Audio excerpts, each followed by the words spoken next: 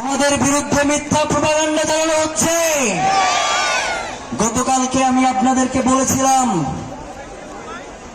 তারেক রহমান আসবেন শহীদ ওসমান হাদির কবর জিয়ারত করবার জন্য। আপনারা 12টার আগ পর্যন্ত কেউ এইখানে থাকবেন না। আপনারা সবাই কি আজিজ সুপার মার্কেটের সামনে দাঁড়িয়েছিলেন না? তারেক রহমানকে যদি কবর জিয়ারতের জন্য আমরা পুরো শাহবাগ খালি করে দেই, তাহলে আমাদের ভাই বোনদের যে ভর্তি পরীক্ষা সেটা আমরা আটকাবো কেন জানতে চাই। পরীক্ষা ছিল 3টায়, আমাদের পুরো টিম ঢাকা বিশ্ববিদ্যালয়ে ঢোকার যতগুলো রাস্তা ছিল তারা সব ওপেন করে দিয়েছে। কোন রাস্তা আমরা ঢাকা বিশ্ববিদ্যালয়ে ঢোকার আটকাই নাই। এরপরেও যারা আমাদেরকে এর জন্য দায়ী করতে চান, আমরা মনে করি তো হাদির ইস্যু থেকে আপনারা ঘটনা অন্যদিকে প্রবাহিত করার চেষ্টা করছেন। আপনারা কোনোভাবেই চাচ্ছেন না হাদি হত্যার বিচার হোক।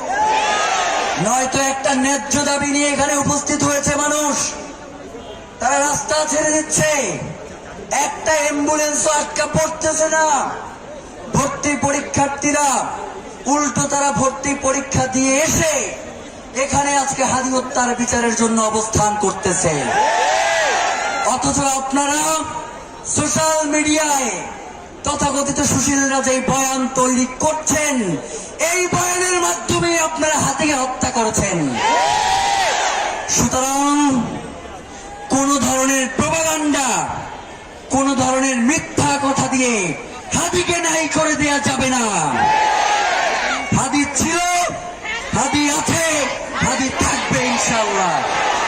প্রিয় ভাইয়েরা, এই যে এতগুলো মানুষ মাইকে যা বলতেছি, যা অনুরোধ করতেছি তাই শুনতেছে, এর থেকে শান্তিপূর্ণ প্রোগ্রাম বাংলাদেশে আরেকটা দেখান।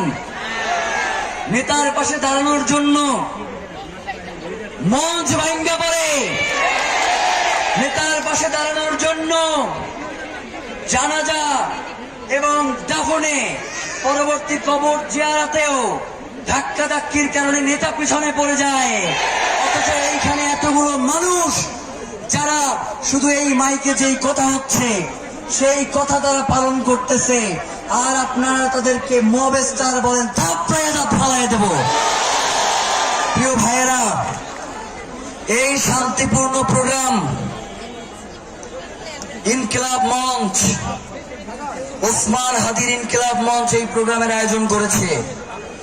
এইখানে কোন বিশৃঙ্খল জনতা নাই, এইখানে বাংলাদেশের স্বাধীনতাকামী শান্তিপ্রিয় জনতা অবস্থান নিয়েছে। সুতরাং তাদেরকে যদি আপনারা পরিচিত করেন, প্রলোভন দেখান, তবুও আমরা বলে দেই আপনারা কোন বিশৃঙ্খলা তৈরি করতে পারবেন না। গতকাল থেকে নয়, ওসমান হাদিকে গুলি করবার পর থেকেই বিভিন্ন জায়গায় আপনারা মবের সৃষ্টি করেছেন, কিন্তু ওসমান হাদিকে কি আপনারা নাই করতে পেরেছেন? ওসমান হাদির হত্যার সাথে যারা জড়িত তাদের বিচার নিশ্চিত করা না পর্যন্ত এই জনতাকে কোনো ছল চাতুরি দিয়ে বোঝানো যাবে না। প্রিয় ভাইয়েরা, গতকাল থেকে আমরা অনুরোধ করতেছিলাম উপদেষ্টা যারা